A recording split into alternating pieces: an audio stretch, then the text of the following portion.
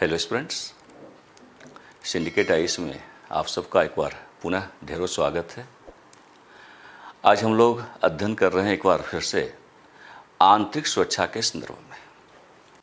भारत में आंतरिक सुरक्षा का जो विषय है एक महत्वपूर्ण विषय है, और वैसे भी जब हम सुरक्षा की बात करते हैं तो सुरक्षा रूपी जो विषय है वह न केवल भारत के संदर्भ में बल्कि विश्व के सभी देशों के सापेक्ष अत्यंत महत्वपूर्ण विषय के रूप में सम्मिलित होता है। विशेषकर जब हम भारत की बात करते हैं, भारत विविधताओं से युक्त देश है और इस वैविध्यपूर्ण अवस्था में भारत के अंदर आंतरिक सुरक्षा को लेकर अनन्य प्रकार की समस्याएं उत्पन्न होती रहती है।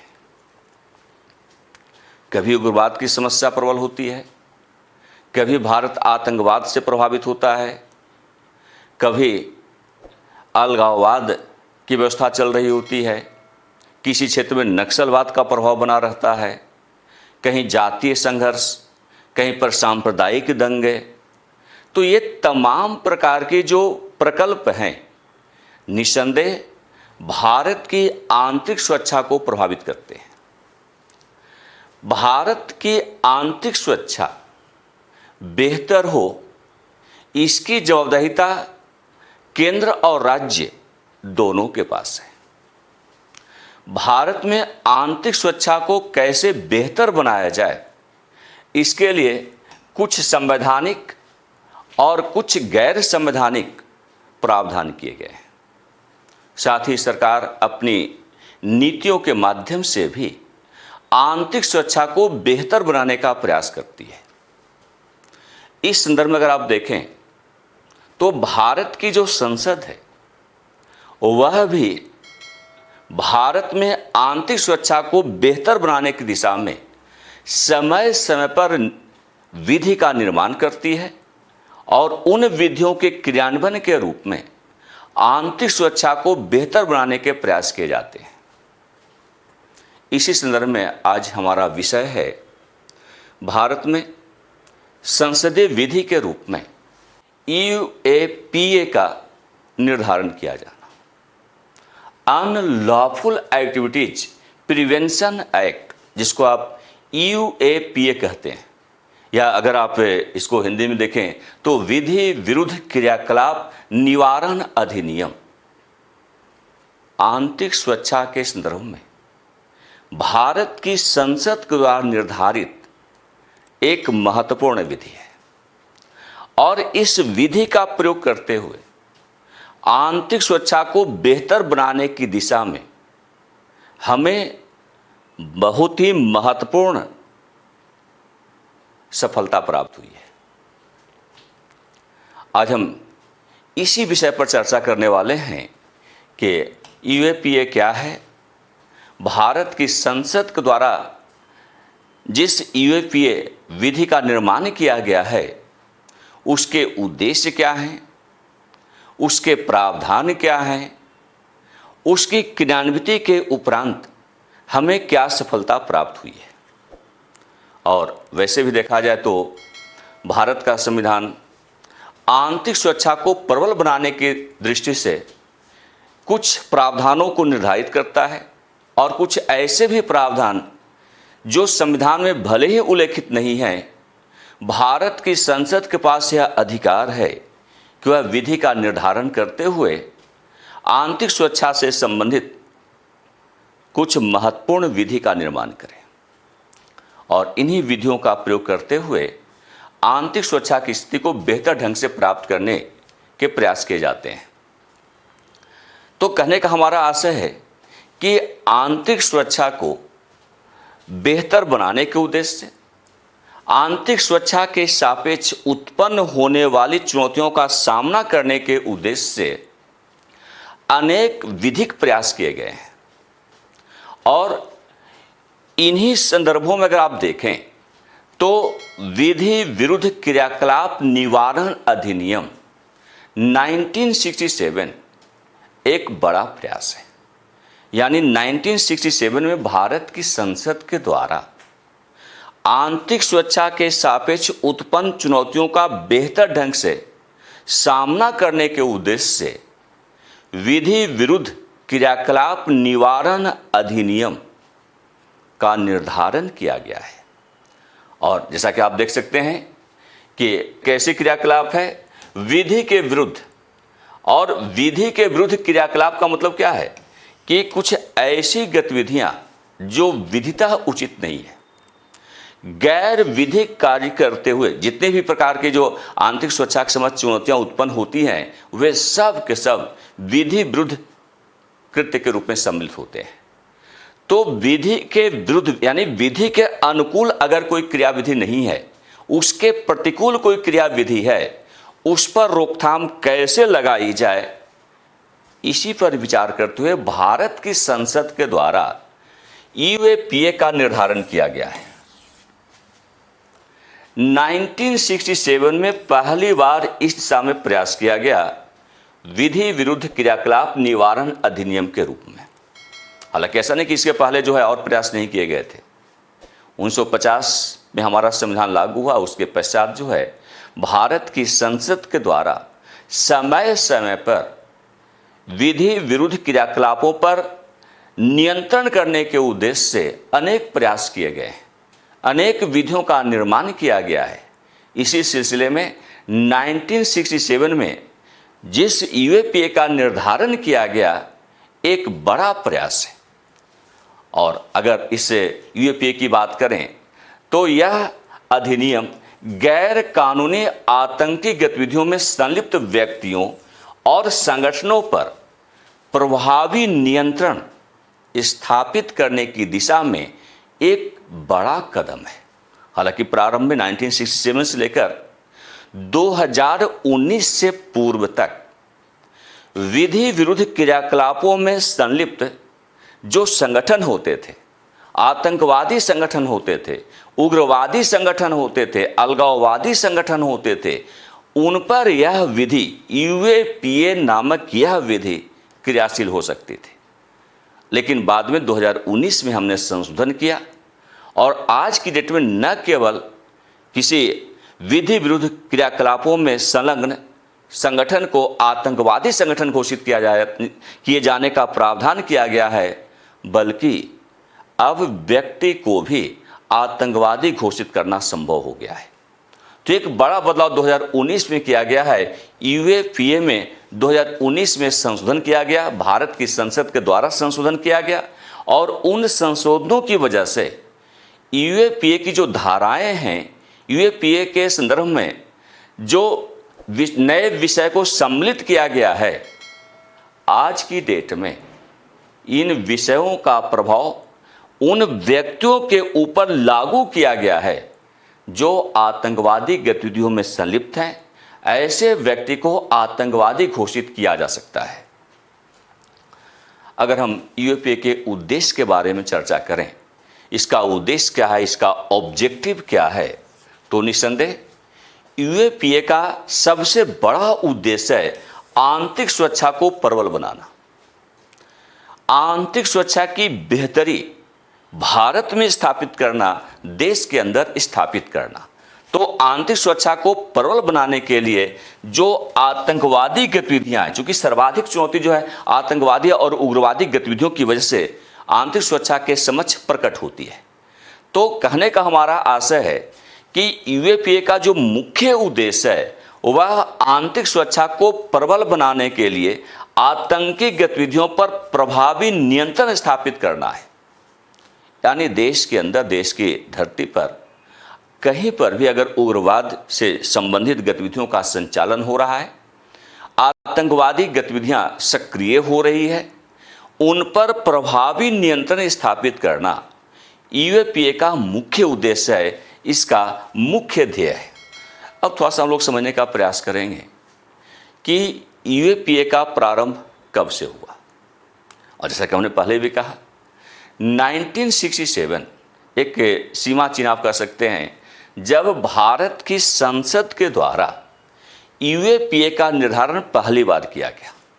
तो यूएपीए कानून जो है ये देश की संप्रभुता और एकता को खतरे में डालने वाली गतिविधियों को रोकने के उद्देश्य से निर्धारित किया गया है।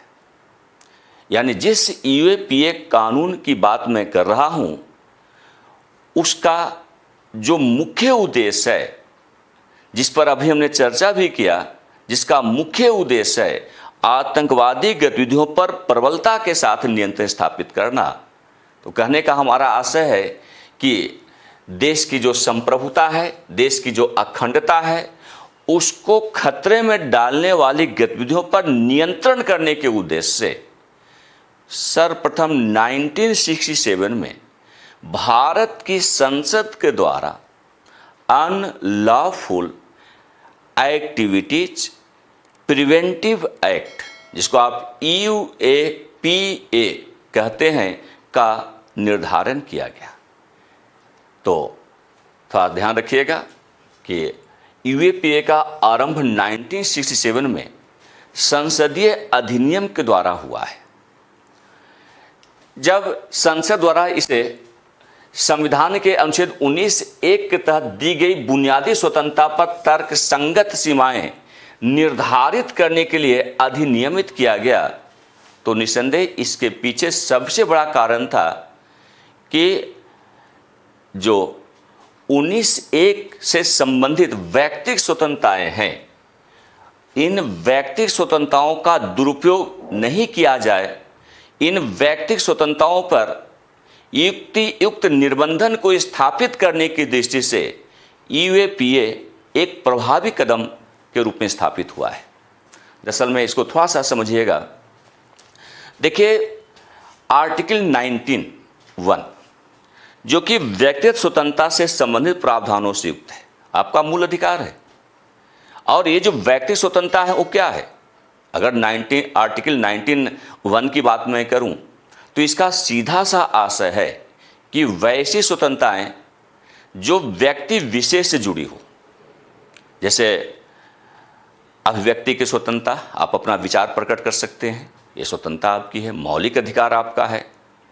देश में कहीं पर भी भ्रमण करने का अधिकार मौलिक अधिकार आपका है। देश के किसी भी स्थान पर निवास करने का अधिकार, ये मौलिक स्वतंत्रता आपकी है। या फिर अपनी पसंद का संगठन का निर्माण करने या अपनी पसंद के संगठन के साथ जुड़ाव करना, ये सब आपके व्यक्ति स्वतंत्रता के अधिकारों में सम्मिलित है।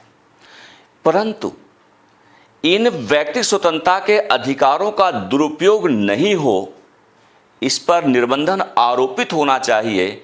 युक्त आधार पर इस पर रोक लगाने के उद्देश्य से भी भारत की संसद के द्वारा यूएपीए का निर्धारण किया गया है।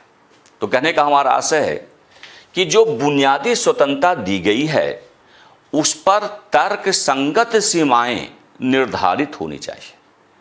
यानी आर्टिकल 19(1) के तहत जो व्यक्तिगत स्वतंत्रताएं हैं, व्यक्तिगत स्वतंत्रताएं हैं, उन पर तर्क संगत नियंत्रण स्थापित होनी चाहिए।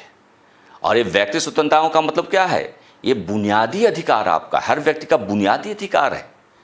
कारण कि मूल अधिकार देने के पीछे सबसे बड़ा कारण क्या था कि वैसे अधिकार जिसका प्रयोग करते हुए व्यक्ति अपना सर्वांगीण विकास कर सकता है।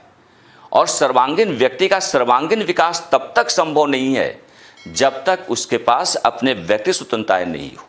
और इसी वजह से आर्टिकल 19 का निर्धारण मूल अधिकारों के सापेक्ष किया गया। तो आर्टिकल 19 से संबंधित जो व्यक्तिगत स्वतंत्रता संबंधी अधिकार है, ये व्यक्ति का बुनियादी स्वतंत्रता है। और इन बुनियादी स्वतंत्रताओं पर भी तर्कसंगत सीमाओं का निर्धारण किया जाना आवश्यक है। जैसे आपको अपना विचार व्यक्त करने का अधिकार, स्वतंत्रता है, लेकिन आपके विचार की भी अपनी एक मर्यादा होनी चाहिए। ऐसा नहीं हो कि आप अपना विचार नफरत फैलाने के लिए, समाज के स्तर पर नफरत फैलाने के उद्देश्य से व्यक्त कर रहे हों।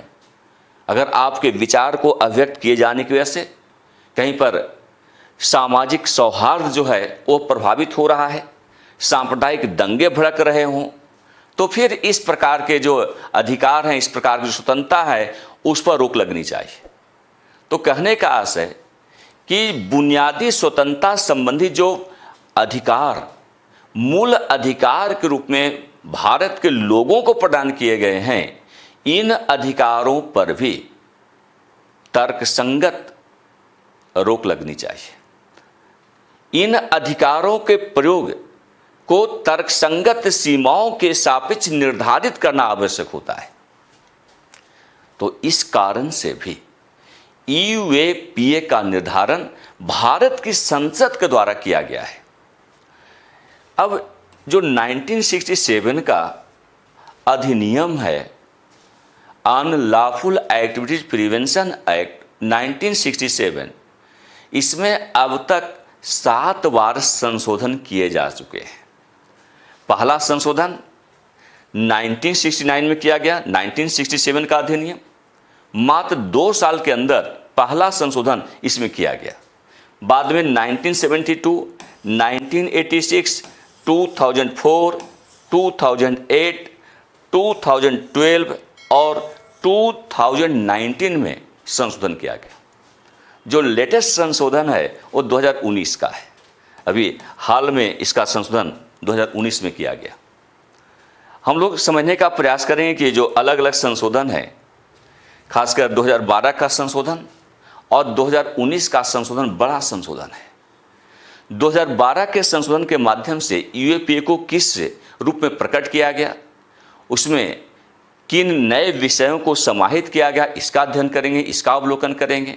और साथ ही हम लोग ये भी समझने का प्रयास करेंगे कि 2019 के संशोधन के द्वारा किन नए विषयों को यूएपीए में सम्मिलित किया गया है, इसका भी विस्तार से अध्ययन करेंगे।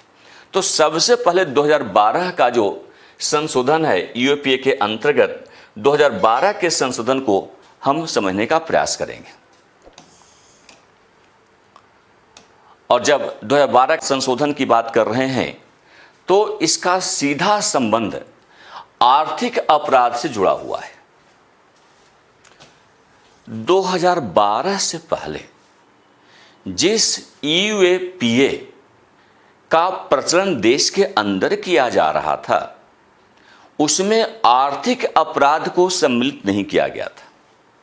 लेकिन होता क्या है कि जो आतंकवादी कृत्य हैं, यदि आतंकवादी कृत्यों को कमजोर करना है, आतंकवादी गतिविधियों को समाप्त करना है, तो इसके लिए उसके आर्थिक तंत्र को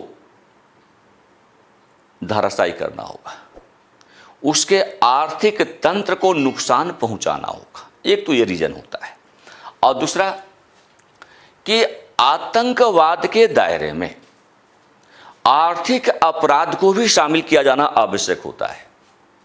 आतंकवाद का मतलब ये नहीं होता कि केवल समाज के स्तर पर भय का वातावरण उत्पन्न कर दिया जाए, डर और भय लोगों के जेहन में बैठा दिया जाए, केवल लोगों की हत्या की जाए या बंदूक के नोक पर मनमाने पूर्ण ढंग से कार्य को संपन्न करवाया जाए, यही केवल आतंक नहीं होता है, यही केवल आतंकवादी गतिविधि नहीं होती, बल्कि आतंकवादी गतिविधि में आर्थिक आयामों को भी शामिल किया जाना चाहिए।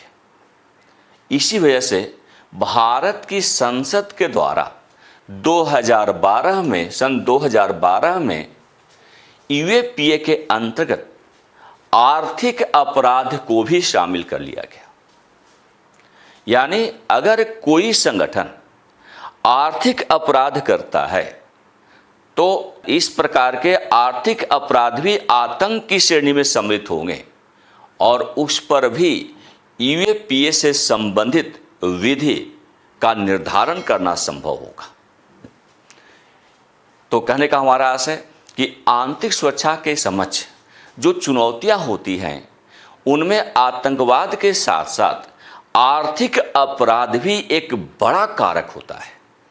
आर्थिक अपराध पर कैसे प्रभावी नियंत्रण स्थापित किया जाए, इसके लिए हमारे पास कोई प्रभावी विधि का अभाव था और प्रभावी विधि नहीं होने की वजह से आर्थिक अपराध की दुश्वारियां देश को झेलनी पड़ती थी। इस वजह से 2012 में भारत की संसद के द्वारा यूएपीए को संशोधित किया गया और उस संशोधन के द्वारा आर्थिक अपराध को भी आतंकवादी कृत्य के दायरे में सम्मिलित कर लिया गया। यानी अगर आर्थिक अपराध किए जा रहे हैं तो वह आतंकवाद की श्रेणी में सम्मिलित होगा और उसके ऊपर यूएपीए से संबंधित कानून क्रियान्वित होंगे। साथ ही 2012 का जो संशोधन है, इसने आतंकवाद की परिभाषा को विस्तरित कर दिया, विस्तार दे दिया। यानी आतंकवाद केवल भय और डर तक सीमित न होकर बल्कि ऐसे अपराधों को भी इसमें शामिल कर लिया गया जो आर्थिक सुरक्षा को, हथियारों की खरीद, आतंकवादी गतिविधियों आदि के लिए धन जुटाने, भारतीय मुद्रा की जालसाजी आदि के द्वारा खतरे में डालते हैं। आंतरिक सुरक्षा हमारी प्रभावित होती है। न केवल आतंकवादी गतिविधियों से प्रभावित होती है, बल्कि यदि बंदूक के नोक पर बंदूक, हथियारों के खरीद आदि के रूप में आतंकवादी गतिविधियों के लिए यदि धन को जुटाया जा रहा है या भारतीय मुद्रा की जालसाजी की जा रही है, तो ये सारे के सारे कृत्य आतंकवाद की श्रेणी में आएंगे। तो 2012 में जो संशोधन यूएपीए में किया गया, उस संशोधन के द्वारा आतंकवाद की परिभाषा को विस्तार दे दिया गया और आतंकवाद में वे समस्त कृत्य सम्मिलित कर दिए गए जो आर्थिक सुरक्षा को प्रभावित करने से संबंधित है। यानी आर्थिक सुरक्षा को कौन प्रभावित कर सकता है? हथियारों की खरीद फरोख्त हो रही है, यह भी आतंकवाद की श्रेणी में सम्मिलित होगा। आतंकवादी गतिविधियों के लिए यदि कोई धन जुटा रहा है तो वह भी आतंकवाद में सम्मिलित होगा, आतंकवादी कृत्य माना जाएगा। या भारतीय मुद्रा की कोई जालसाजी की जा रही हो, अवैध मुद्रा भंडारण किया जा रहा हो, जाली नोट छापे जा रहे हों, तो भारतीय मुद्रा का अगर इस तरीके से दुरुपयोग किया जा रहा हो, मुद्रा की जालसाजी की जा रही हो, तो ये सारी के सारी गतिविधियां, ये सारे के सारे कृत्य आतंकवाद रूपी कृत्य के रूप में सम्मिलित होंगे और इन समस्त कृत्यों पर यूएपीए से संबंधित धाराओं का क्रियान्वयन किया जाएगा। तो 2012 का यह संशोधन है। साथ ही अगर हम देखें तो इस संशोधन के द्वारा यूएपीए के तहत अदालतों को अपराध में शामिल नकली भारतीय मुद्रा के बराबर और आतंकवाद की आय के मूल्य के बराबर संपत्ति की कुर्की और जब्ती करने का अधिकार दे दिया गया। तो न्यायालय के पास एक बड़ा अधिकार दे दिया गया, एक अतिरिक्त शक्तियां उसे प्रदान कर दी गई कि वह अपराध में शामिल नकली भारतीय मुद्रा के बराबर और साथ ही आतंकवाद की आय के मूल्य के बराबर वह संपत्ति की कुर्की या संपत्ति की जब्ती कर सकती है। इस प्रकार का आदेश देने का अधिकार न्यायालय को दे दिया गया, अदालतों को दे दिया गया। तो एक बड़ा जो संशोधन आप यहां पर देख सकते हैं कि न केवल आतंकवाद की परिभाषा को विस्तार दिया गया, बल्कि इसके साथ ही जब्ती और कुर्की का आदेश देने का अधिकार न्यायालय को प्रदान किया गया यदि कोई संगठन आतंकवाद की कृत्य संपन्न करते हुए भारतीय मुद्रा का गलत तरीके से प्रयोग करता है, तो उतने के बराबर जब्ती का अधिकार का आदेश देने का अधिकार किसके पास? अदालतों को दे दिया गया। यदि हम 2019 के संशोधन की बात करें तो एक बड़ा संशोधन किया गया, बहुत बड़ा संशोधन है 2019 का संशोधन यूएपीए के अंतर्गत। अब तक आतंकवादी संगठन हो सकते थे, सरकार को किसी संगठन के अवैध गतिविधियों की वजह से उसे आतंकवादी घोषित किया जा सकता था। यह 2019 से पहले संभव था, ऐसा होता था। लेकिन उस संगठन में काम करने वाले व्यक्ति को आतंकवादी घोषित नहीं किया जाता था।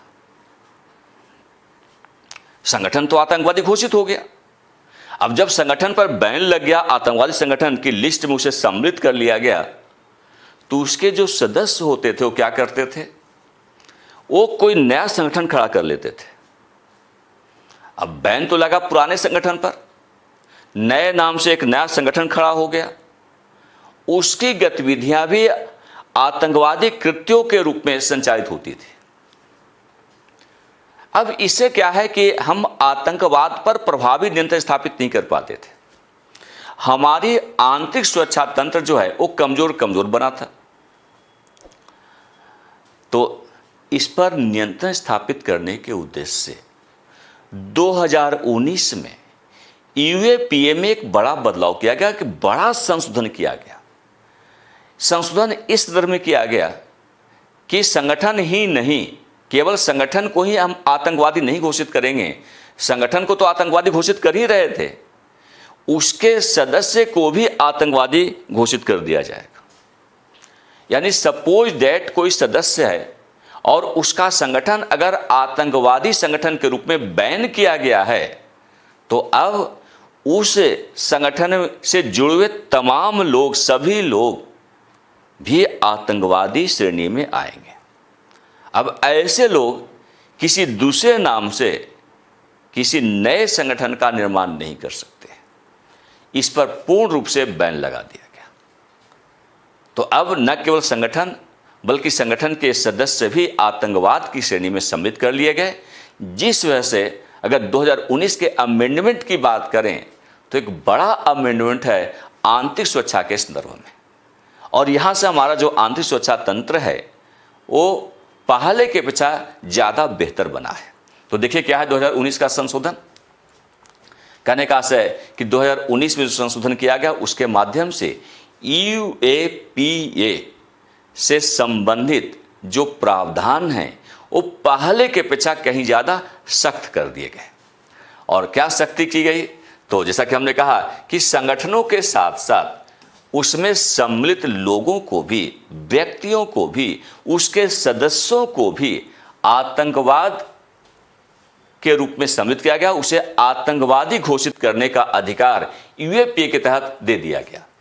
तो कहने का आशय है कि संगठन के साथ साथ व्यक्ति की भी जांच के आधार पर अब आतंकवादी घोषित किया जा सकता है।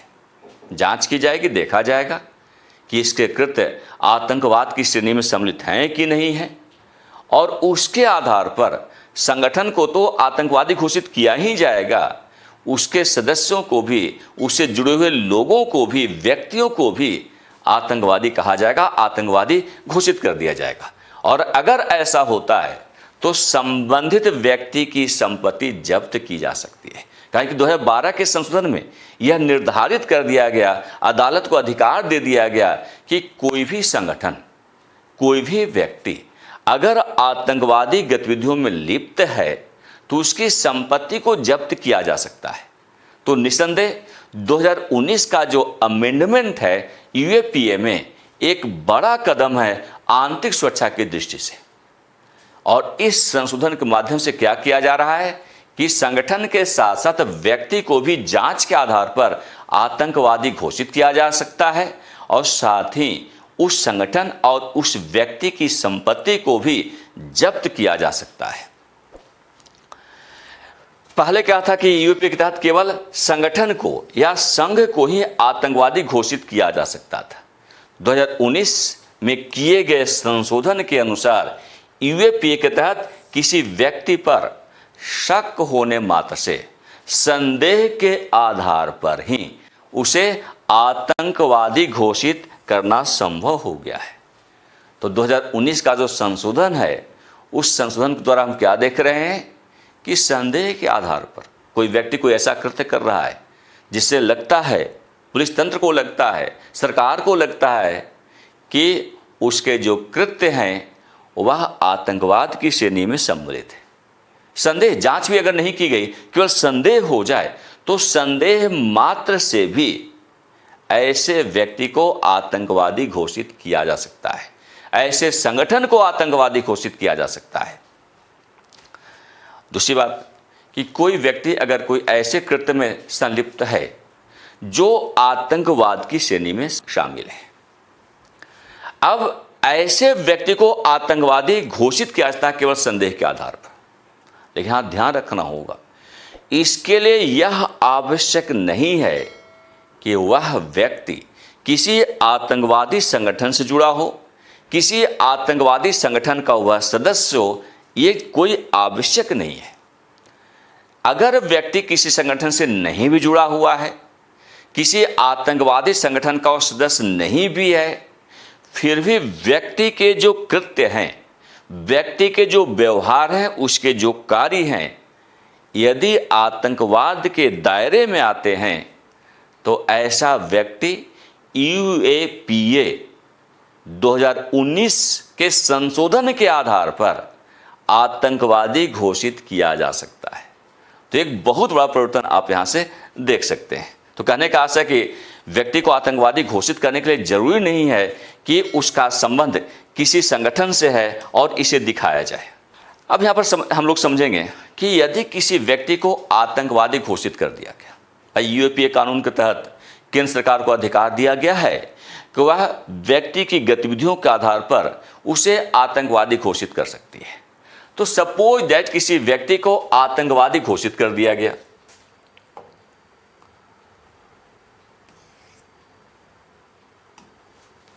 जब व्यक्ति को आतंकवादी घोषित कर दिया गया हो तो उसे आतंकवादी टैग हटवाने के लिए न्यायालय की बजाय सरकार द्वारा गठित रिव्यू कमेटी के पास जाना होगा। एक बार व्यक्ति के साथ यदि आतंकवाद का टैग जुड़ गया हो तो अब उस टैग को हटवाने के लिए, आतंकवादी वाली सूची से बाहर निकलने के लिए न्यायालय के शरण में नहीं जाना है। न्यायालय के पास अब यह अधिकार नहीं है कि व्यक्ति को आतंकवाद की सूची से बाहर कर दे, ऐसा निर्देश दे दे, बल्कि इसके लिए सरकार एक रिव्यू कमेटी का गठन करती है और उसी रिव्यू कमेटी में अगर व्यक्ति ने अपील दायर किया है जिसे आतंकवादी घोषित किया गया है, अगर रिव्यू कमेटी इस पर विचार करती है और व्यक्ति को आतंकवाद से बाहर करने के निर्देश देती है, तब कहीं जाकर सरकार उस पर से बैन हटा सकती है, उसे आतंकवादी सूची से बाहर कर सकती है। अंततः न्यायालय के आदेश के आधार पर किसी व्यक्ति को आतंकवाद की श्रेणी से बाहर नहीं किया जा सकता है। तो सरकार रिव्यू कमेटी गठन करती है और उसी रिव्यू कमेटी के पास अधिकार होता है कि वह समीक्षा करे कि व्यक्ति में कितना सुधार हुआ है, व्यक्ति के कृत्य क्या वास्तव में आतंकवादी कृत्य हैं कि नहीं है। इसके आधार पर रिव्यू कमेटी को डिसीजन लेने का अधिकार है और उसके आधार पर वह किसी आतंकवादी व्यक्ति को आतंकवादी श्रेणी से बाहर करने का निर्देश दे सकती है। हालांकि अगर आप देखें तो बाद में न्यायालय में इसको लेकर अपील की जा सकती है।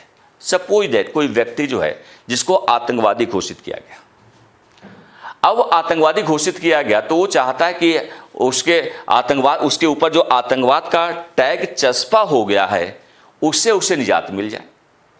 तो कहाँ जाएगा वो? सरकार ने जिस रिव्यू कमेटी का गठन किया उसके पास गया, अपील किया। रिव्यू कमेटी ने देखा कि नहीं, इसी गतिविधियां वास्तव में आतंकवाद से जुड़े हुए हैं, तो रिव्यू कमेटी का निर्णय आया कि नहीं, इसे आतंकवाद की श्रेणी में ही बनाए रखा जाए। तो अब उस व्यक्ति के पास अधिकार है कि वह रिव्यू कमेटी के ऐसे दिशा निर्देश को, रिव्यू कमेटी के इस प्रकार के निर्णय को न्यायालय में अपील कर सकता है। इसके बाद वो न्यायालय में जा सकता है। यानी सबसे पहले रिव्यू कमेटी के पास जाना होगा। रिव्यू कमेटी का जो भी निर्णय होगा, अगर व्यक्ति को लगता है कि ये निर्णय उसके पक्ष में नहीं है, सही निर्णय नहीं है, निर्णय से वह अभी प्रभावित हो रहा है, तो वह अनुतोष प्राप्त करने के लिए न्यायालय की शरण में जा सकता है, न्यायालय में कोई अपील दायर कर सकता है। साथ ही 2019 में जो यूएपीए में संशोधन किया गया, उस संशोधन के द्वारा जो भारत में राष्ट्रीय जांच एजेंसी है, जिसको आप एनआईए कहते हैं, नेशनल इन्वेस्टिगेशन एजेंसी जिसको आप कहते हैं, उसे अनेक नए अधिकार प्रदान कर दिए गए। उसे पहले के अपेक्षा ज़्यादा सशक्त बना दिया गया, ज़्यादा अधिकार संपन्न बनाया गया है। इस संशोधन से पहले अगर आप देखें तो व्यक्ति को आतंकवादी ठहराने का कोई प्रावधान नहीं था, लेकिन ऐसे में जब किसी आतंकवादी संगठन पर प्रतिबंध लगाया जाता था तो उसके सदस्य एक नया संगठन बना लेते थे और इसी प्रक्रिया पर रोक लगाने के लिए यूएपीए कानून में संशोधन किया गया है। तो अब एनआईए के पास ये अधिकार है कि यदि किसी व्यक्ति को आतंकवादी सूची में डाला गया है तो उसके विरुद्ध वह कार्रवाई कर सकती है, या कोई व्यक्ति जो आतंकवादी गतिविधियों में लिप्त है, एनआईए के पास यह अधिकार है कि वह ऐसे व्यक्ति की गतिविधियों की जांच करे।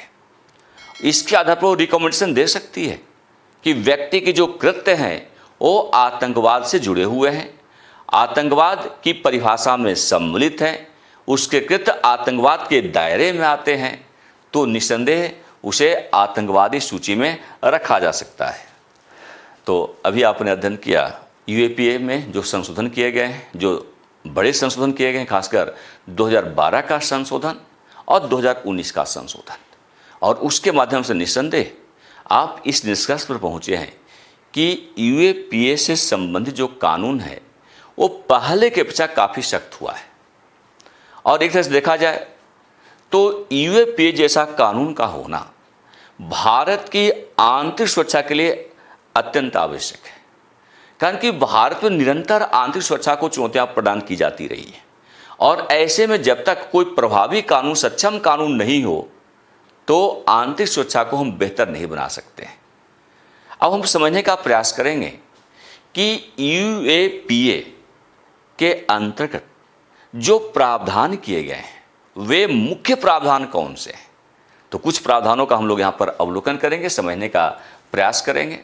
तो देखिए, यूएपीए के जो प्रावधान हैं उनका दायरा अत्यधिक विस्तृत है, पहले के अपेक्षा उसके दायरे में बहुत अधिक विस्तार देखने को मिलता है, और इसका प्रयोग अपराधियों के साथ साथ जो एक्टिविस्ट हैं, विसल ब्लोअर हैं, उनके विरुद्ध भी अब इनका प्रयोग किया जा सकता है। यूएपीए से संबंधित प्रावधानों का प्रयोग न केवल अपराधियों के विरुद्ध, आतंकवादियों के विरुद्ध, उग्रवादियों के विरुद्ध, अलगाववादियों के विरुद्ध, बल्कि यूएपीए का प्रयोग एक्टिविस्ट जो होते हैं उनके विरुद्ध किया जा सकता है, आंदोलनकारी जो है उनके विरुद्ध भी किया जा सकता है।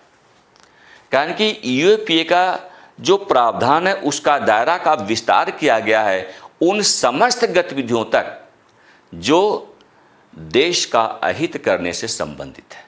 अगर कोई ऐसा कृत्य व्यक्ति का है जिससे देश का भला नहीं हो रहा हो, देश के प्रति नफरत का भाव पैदा कर रहा हो, देश का अहित हो रहा हो, तो ऐसे में संबंधित गतिविधियों को आधार बनाकर यूएपीए के अंतर्गत उसे प्रभावित किया सकता है, उस पर यूएपीए से संबंधित प्रावधानों का निर्धारण किया जा सकता है।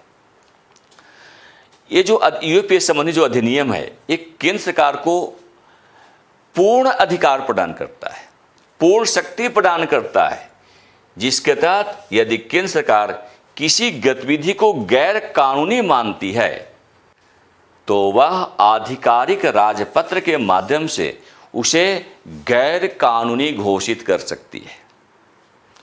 यूपी में यह प्रावधान किया गया है, बल्कि आप कह सकते हैं केंद्र सरकार को एक बड़ा अधिकार दिया गया है कि यदि सरकार को लगता है कि कोई गतिविधि गैर कानूनी प्रकार की है, कोई ऐसी गतिविधि संचालित हो रही है जो राष्ट्रीय हितों के प्रतिकूल है, तो ऐसी गतिविधि को सरकार गजट में प्रकाशित करते हुए, आधिकारिक राजपत्र में प्रकाशित करते हुए उसे गैर कानूनी गतिविधि घोषित कर सकती है। यह अधिकार केंद्र को दे दिया गया है।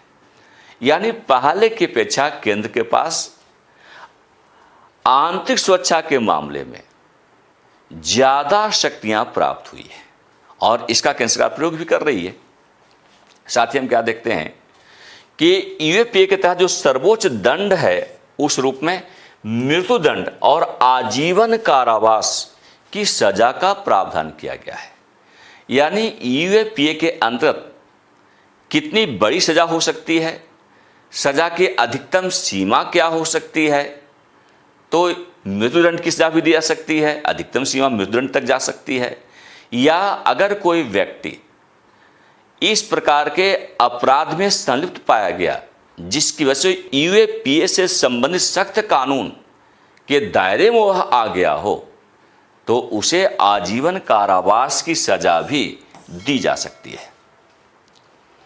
और विशेषकर अगर आप देखें तो यूएपीए की जो धारा 18 है, 19, 20, 38 और 39, इसी के तहत केस दर्ज किया जा सकता है। तो इन धाराओं का बड़ा महत्वपूर्ण स्थान है यूएपीए के अंतर्गत। इनमें कुछ धाराओं का भी हम यहाँ पर अवलोकन करेंगे।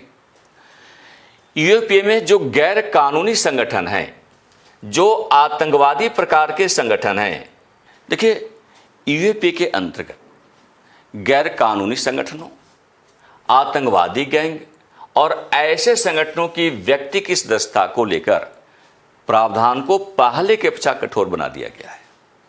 यानी कोई व्यक्ति ऐसे संगठन का सदस्य बना हुआ है जो राष्ट्रीय हित के विपरीत कार्य कर रहा हो, यानी वो आतंकवादी गैंग के रूप में स्थापित हुआ हो, या वह ऐसे संगठन के सदस्य है जो गैर कानूनी गतिविधियों में संलिप्त हैं, तो इस संदर्भ में कुछ कठोर प्रावधान यूएपीए के तहत किए गए हैं। अब इसके तहत क्या प्रावधान किए गए हैं, तो आतंकी संगठन का सदस्य पाए जाने पर व्यक्ति को आजीवन कारावास की सजा दी जा सकती है।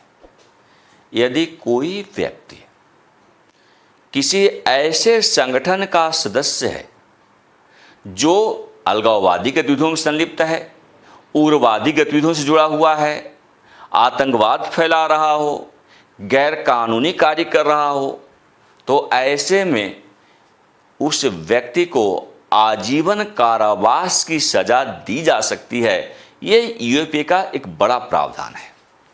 हालांकि अधिनियम में सदस्यता को परिभाषित नहीं किया गया। प्रावधान तो है, सख्त प्रावधान है कि अगर व्यक्ति ऐसे गैर कानूनी कार्यों से संबंधित संगठन का सदस्य है तो उसे आजीवन कारावास दी जा सकती है, लेकिन सदस्यता को परिभाषित नहीं किया गया। यहाँ पर सदस्यता से मूल आशय क्या है? बहुत सारे ऐसे लोग होते हैं जिनको जानकारी नहीं है, किसी ऐसे संगठन का सदस्य बन जाते हैं जो वास्तव में गैर कानूनी गतिविधियों को संपन्न करता हो, लेकिन व्यक्ति को जानकारी नहीं थी, वो सदस्य तो बन गया लेकिन सक्रियता के साथ वो जुड़ा हुआ नहीं है। तो क्या वास्तव में ऐसे में जो केवल सदस्यता को प्राप्त किया है, किसी प्रकार के गैर कानूनी गतिविधियों से सम्मिलित नहीं है, तो क्या वास्तव में ऐसे व्यक्ति को भी आजीवन कारावास जैसी सख्त सजा मिल सकती है क्या? तो सदस्यता को परिभाषित करना आवश्यक था। हालांकि यूएपीए का जो कानून है उसमें इस प्रकार के संगठनों से जुड़े हुए जो उसके सदस्य हैं, उसकी जो सदस्यता है उसको परिभाषित नहीं किया गया है। लेकिन इतना भर जरूर प्रावधान किया गया है, बल्कि प्रावधान को इतना जरूर सख्त बना दिया गया है कि यदि कोई व्यक्ति ऐसे संगठन के साथ जुड़ा हुआ है, ऐसे संगठन की सदस्यता प्राप्त कर रखा है जिसकी गतिविधियां गैर कानूनी प्रकार की है, तो संबंधित व्यक्ति को आजीवन कारावास तक की सजा दी जा सकती है। अगर अधिनियम की धारा 2O की बात करें तो इसके तहत भारत की जो क्षेत्रीय अखंडता है उस पर सवाल करने को भी गैर कानूनी गतिविधियों के दायरे में सम्मिलित कर दिया गया है। कोई व्यक्ति है जो भारत की क्षेत्रीय अखंडता को लेकर प्रश्न चिन्ह खड़ा कर देता हो, तो यूएपीए की धारा 2O के तहत उसके वक्तव्य को, ऐसे व्यक्ति गतिविधियों को गैर कानूनी गतिविधियों के रूप में सम्मिलित किया जा सकता है। ये प्रावधान यूएपीए के अंतर्गत किए गए हैं। साथ ही हम क्या देखते हैं कि यूएपीए के तहत भारत के विरुद्ध कोई व्यक्ति असंतोष फैला रहा हो या उसकी गतिविधियां भारत के विरोध में हो रही हो, तो ऐसे मामले में वह कानूनन अपराध कर रहा है। हालांकि यहां पर भी अगर आप देखें तो असंतोष को पूर्ण रूप से परिभाषित नहीं किया गया। कौन से कार्य या कौन सा वक्तव्य असंतोष के दायरे में आएंगे, ये पूर्णतः परिभाषित नहीं है यूएपीए के तहत। लेकिन यदि व्यक्ति के वक्तव्य से या उसकी गतिविधियों से भारत के विरुद्ध असंतोष का वातावरण उत्पन्न हो रहा हो, तो ऐसे में उसे गैर कानूनी घोषित किया जा सकता है। अब यहाँ पर हम कुछ धाराओं का भी अध्ययन करेंगे कि यूएपीए से संबंधित जो धाराएं हैं, उन धाराओं की वस्तुस्थिति क्या है, इसे थोड़ा समझने का प्रयास करेंगे। तो विशेषकर धारा 16 को यहाँ पर देखिए। ये आतंकवादी कृत्यों के लिए दंड का प्रावधान करता है, उससे संबंधित है। कोई व्यक्ति अगर आतंकवादी कृत्य में संलिप्त पाया गया, उसके लिए दंड का प्रावधान यूएपीए की धारा 16 के अंतर्गत किया गया है।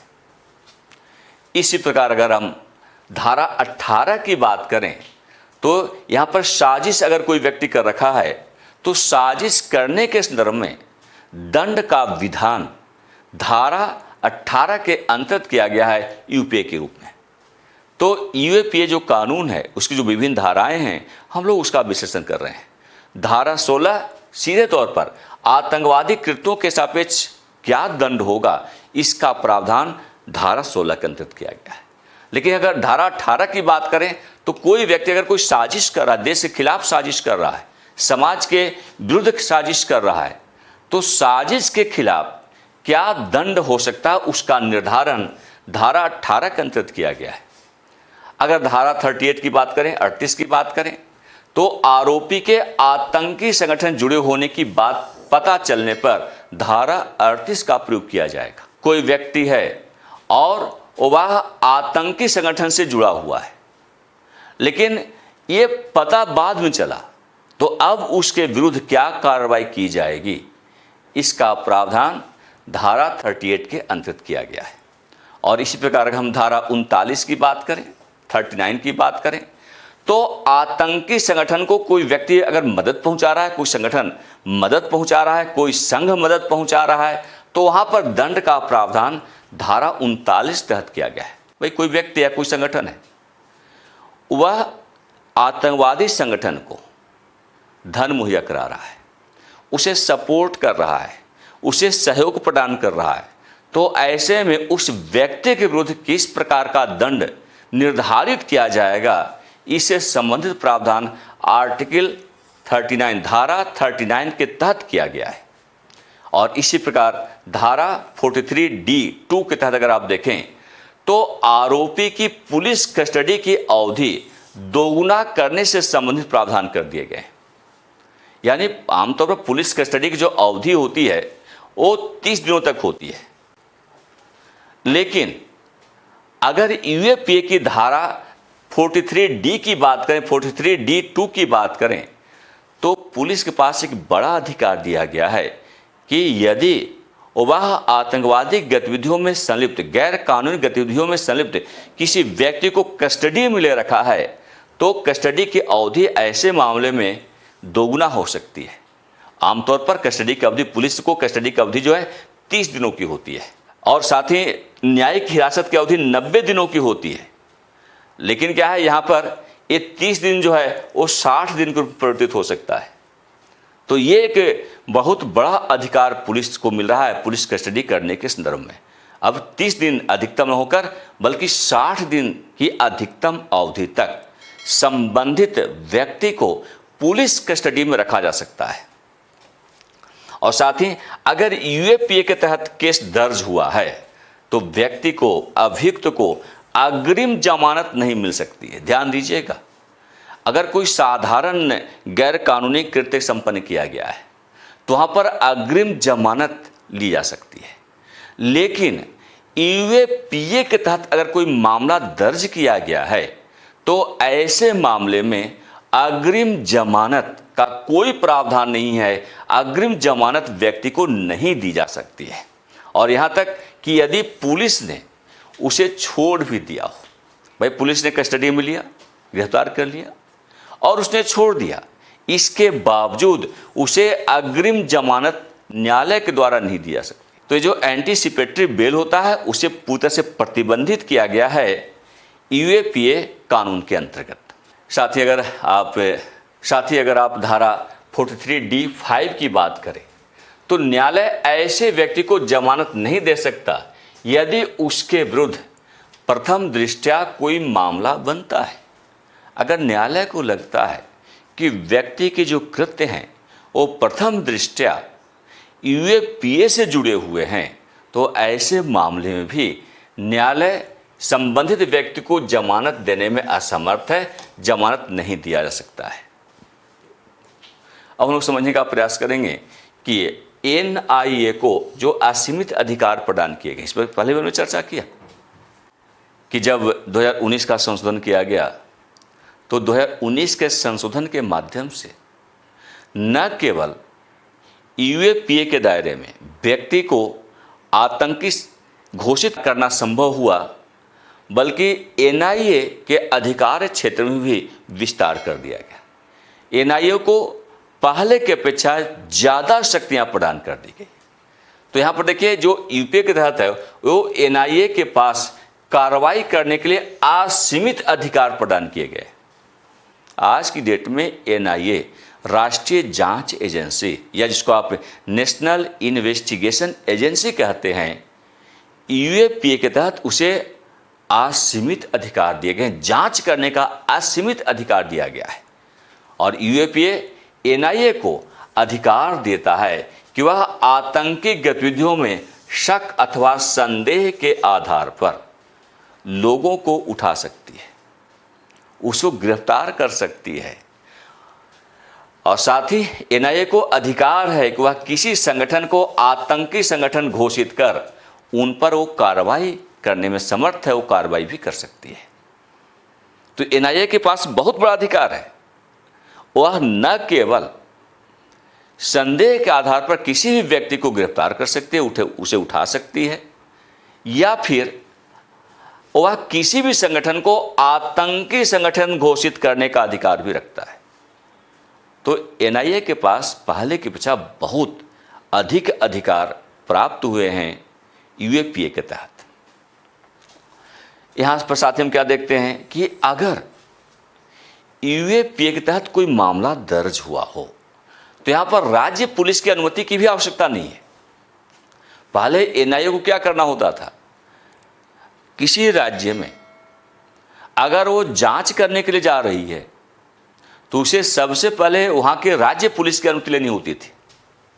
लेकिन 2019 के संशोधन के द्वारा अब एनआईए को यह अधिकार प्राप्त हो गया है कि वह बिना राज्य पुलिस की इजाज़त के उस राज्य में कार्रवाई कर सकती है। पहले किसी भी राज्य में एनआईए को अगर कोई कार्रवाई करना होता था तो वहाँ के डीजीपी से, वहाँ का जो पुलिस का मुखिया हुआ करता था, डायरेक्टर जनरल ऑफ पुलिस, उससे अनुमति लेनी पड़ती थी। तो राज्य की पुलिस की अनुमति के आधार पर ही एनआईए संबंधित राज्य में कोई गतिविधि संपन्न कर सकती थी।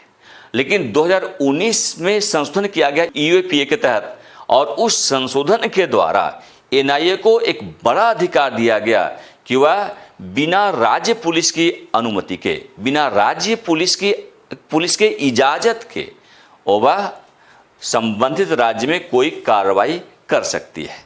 तो एक बहुत बड़ा अधिकार यहाँ पर हम देख रहे हैं एनआईए को प्राप्त हुआ है यूएपीए के माध्यम से 2019 के संशोधन के द्वारा। देखिए किसी राज्य में अगर एनआईए को कोई कार्रवाई करनी है तो 2019 का जो संशोधन यूएपीए के तहत किया गया, उस आधार पर संबंधित राज्य पुलिस की अनुमति की आवश्यकता नहीं है। उसके बिना इजाज़त के, बिना परमिशन के भी एनआईए अपनी गतिविधियों को सक्रिय कर सकता है। लेकिन यहाँ ध्यान रखना होगा, ये जो यूएपीए के तहत एनआईए को अधिकार दिया गया है वह आतंकवाद से जुड़े किसी मामले की जांच के लिए एनआईए के अधिकारियों को सिर्फ एनआईए का जो डीजी है, डायरेक्टर जनरल है, उसे अनुमति लेने की आवश्यकता होगी। संबंधित राज्य की पुलिस की अनुमति की आवश्यकता नहीं होगी, बल्कि ऐसी अनुमति वो कहाँ से लेगा? तो उसका अपना जो डीजी है, एनआईए का जो डायरेक्टर जनरल हैं, उनसे अनुमति लेने की आवश्यकता होगी।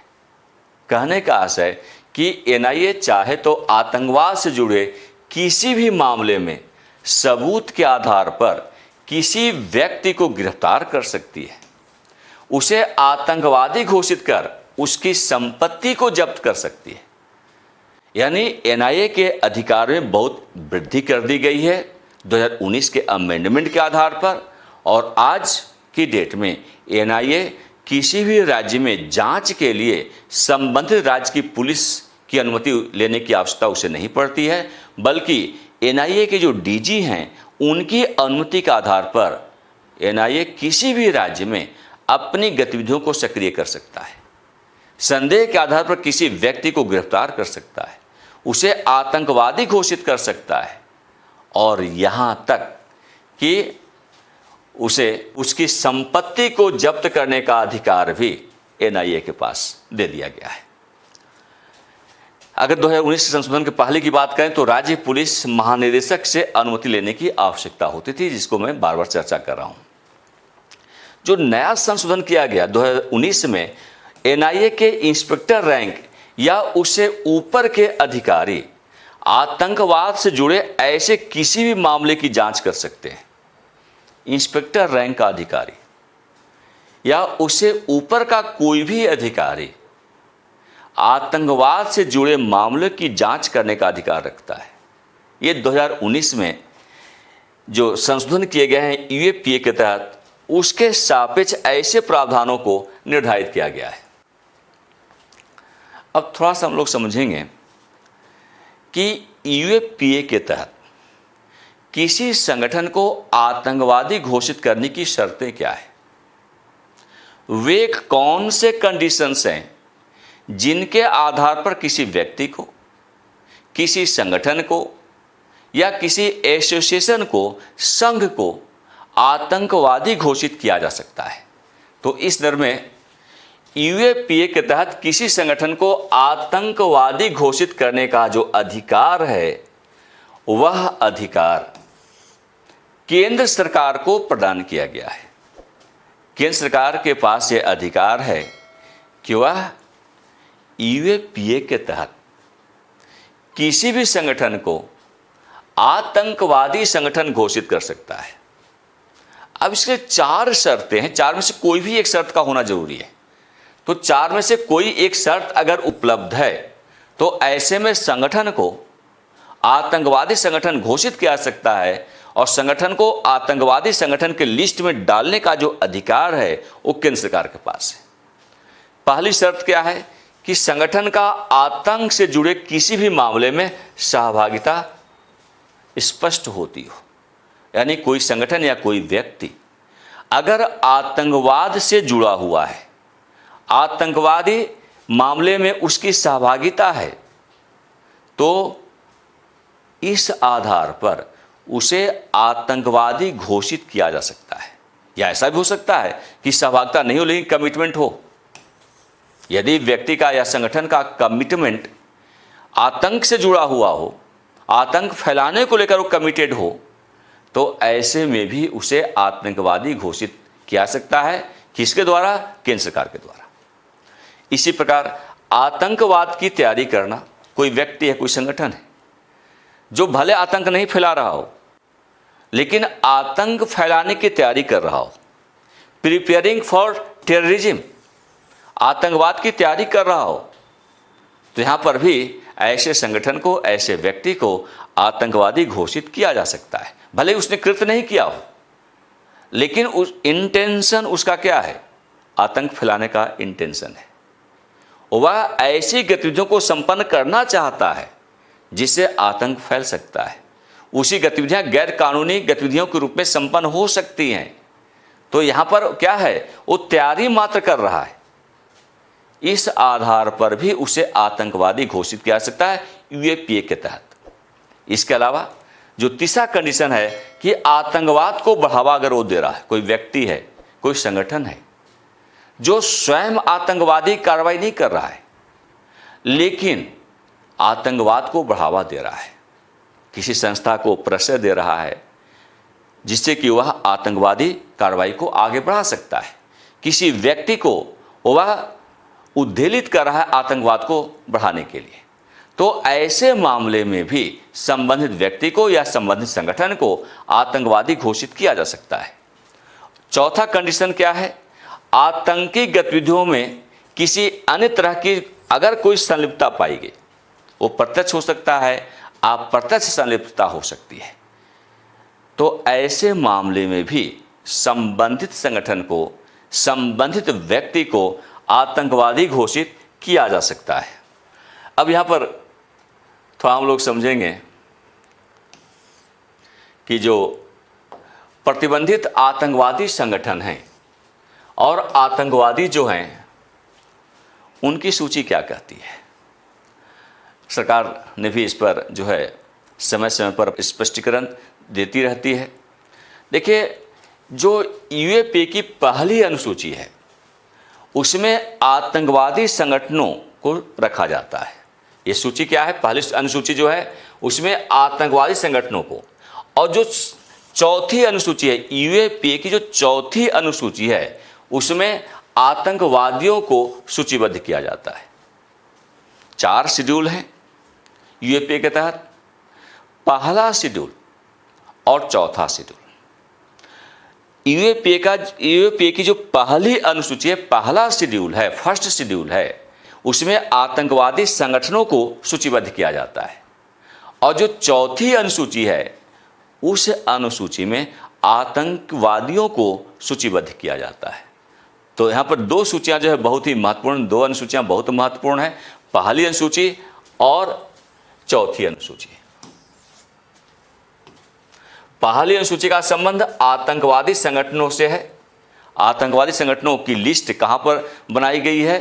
तो पहली अनुसूची में, यूएपीए की पहली अनुसूची के अंतर्गत, और चौथी अनुसूची के अंतर्गत आतंकवादियों को सूचीबद्ध किया जाता है।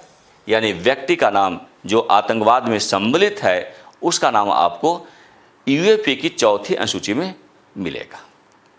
और इस आधार पर अगर आप देखें तो फरवरी 2024 तक यूएपीए की जो पहली अनुसूची है उस अनुसूची के अंतर्गत अब संख्या बढ़कर 47 हो गई है। पहले 44 थी, बाद में 3 और संगठनों को आतंकवादी संगठन के रूप में अधिसूचित कर दिया गया है, सूचीबद्ध कर दिया गया है।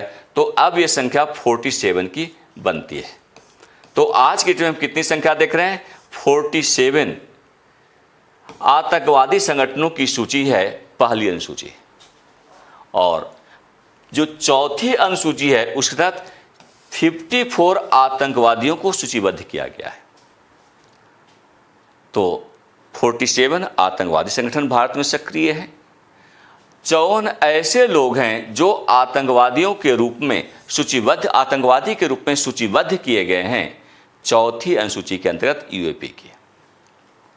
अब इस लिस्ट से भी आप सब अवगत हो सकते हैं। ये पहली अनुसूची की लिस्ट है, ये पहली अनुसूची की लिस्ट है, और इसमें देखिए Babbar Khalsa international, Khalistan commando force, Khalistan Zindabad force, international Sikh youth federation, Lashkar Taiba, Pasban ए Ahle Hadees, the resistance front and all its manifestations and front organisations. तो ये पूरी की पूरी लिस्ट है। आगे भी आप देख सकते हैं इस लिस्ट को।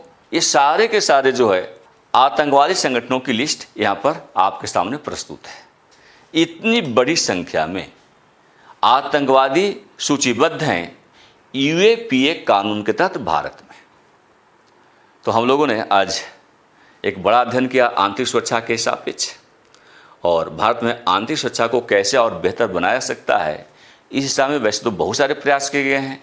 विधिक प्रयास किए गए हैं, गैर विधिक प्रयास किए गए हैं, संवैधानिक प्रयास किए गए हैं, गैर संवैधानिक प्रयास भी किए गए हैं।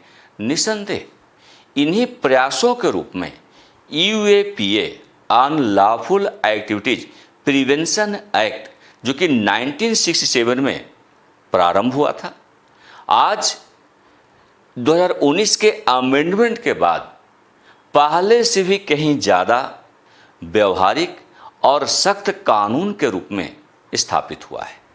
तो इस दर में हमने काफ़ी कुछ अध्ययन किया और यूएपीए को बेहतर ढंग से समझना आवश्यक है, जिससे कि खासकर मेंस में, यूपीएससी मेंस में, अभी मेंस आपका होने वाला भी है, यूपीएससी के मेंस में यहाँ से प्रश्न पूछे जाते हैं इंटरनल सिक्योरिटी के अंतर्गत। तो बेहतर ढंग से इसको तैयार करने का प्रयास कीजिएगा। आज बस इतना ही, और शेष बातें हम लोग नेक्स्ट क्लास में करेंगे। तब तक के लिए आप सबको बहुत बहुत धन्यवाद।